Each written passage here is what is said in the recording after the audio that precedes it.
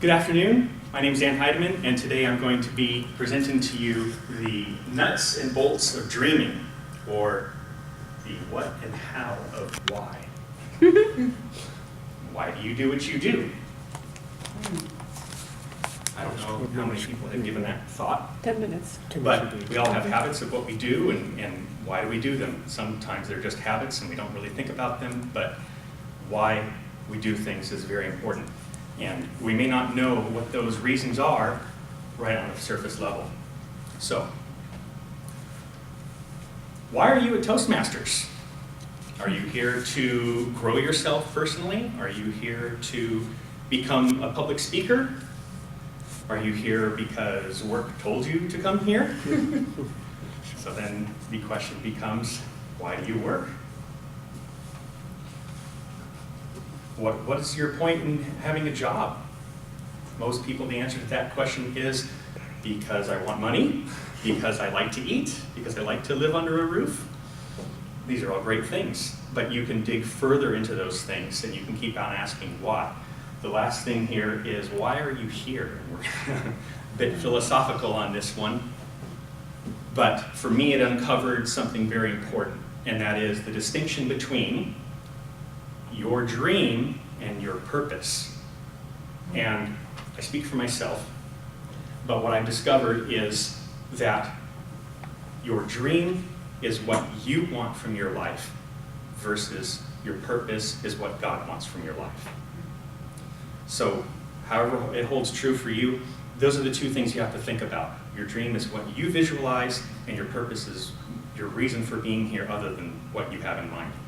The more closer those two ideas approach, the easier it will be to achieve your dreams. And for each of these questions, you just keep asking why, and you get to your core, your coconut. The core coconut, you've got these layers that you keep on digging down, and you find these core principles that you have. Just keep asking why.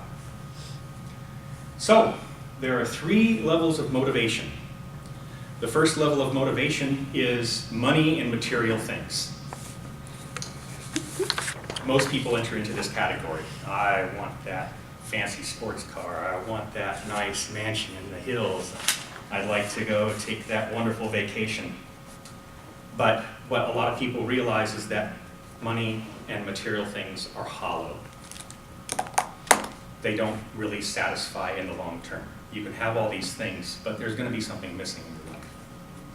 So the next thing that most people go for is fame, recognition, respect from people.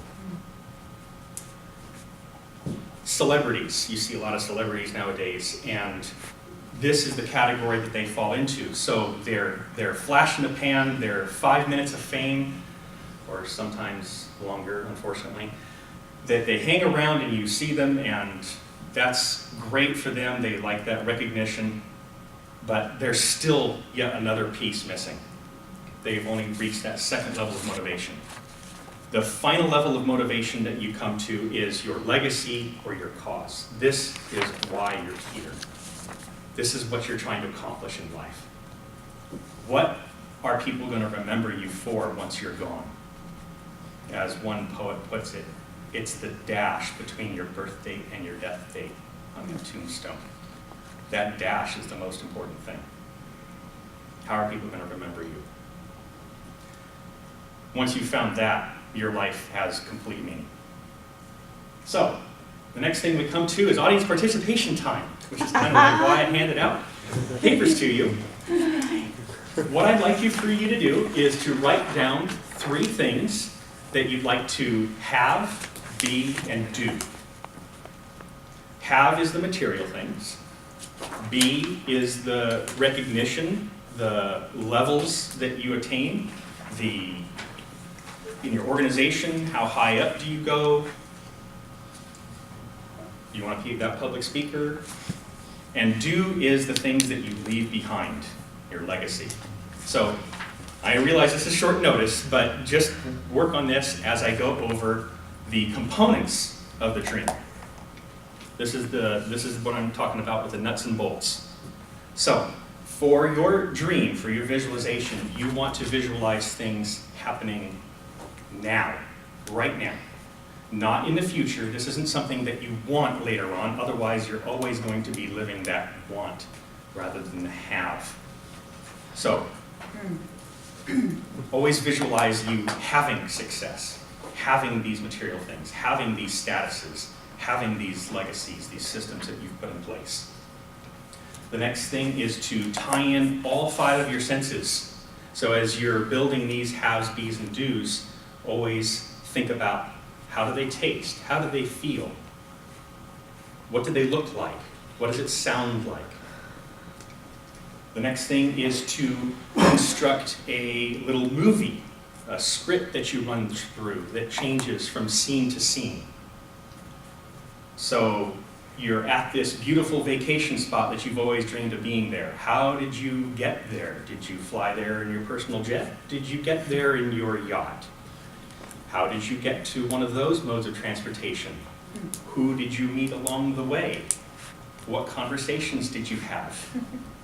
That kind of thing. And you play these scenes. You want to imagine yourself being thankful for all of these things. Always. Because you're going to have deserved this level of success when you reach it. You can't just say, oh, you know what, it'd be nice to be debt-free. That's not really a dream.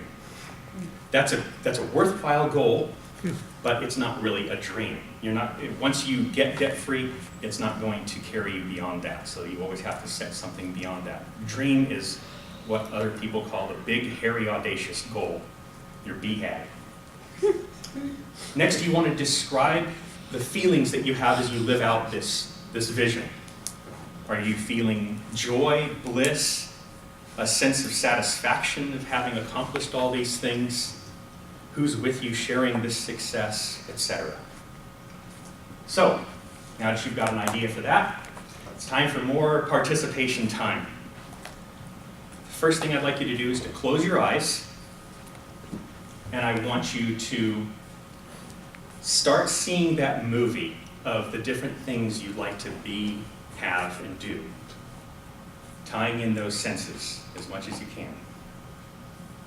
Those vacation spots, those dream homes, those charity organizations that you're helping out. See them. How do they feel? What do you smell? What can you taste? Do you hear anything going on? And then lastly, describe to yourself how you feel as you envision these things, these events. Okay, you can open your eyes now. I'll leave the rest of that up to you. So, let's play the dating game. Cue the music, right? The dating game. You need to date your dream. You need to go out and feel it. You need to touch it. You need to see it, hear it. How's that car sound when you rev it up? What's that dream home look like as you walk from room to room?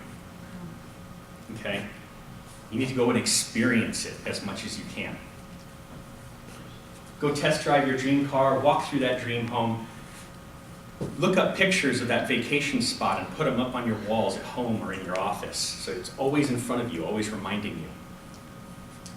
Go and visit the charity if you like to support the Ronald McDonald House. Go and visit a local branch and see how they're helping people and see how much it hurts them that you can't give them the support that they need. Right? Get around others who dream and share your dream with them. This is very important. You need people encouraging you. Don't share your dream with people that are going to shoot it down. No one can steal your dream, but you can give it up. And that's what happens. Abraham Lincoln once said, most men die at the age of 25 and wait till 75 to be buried.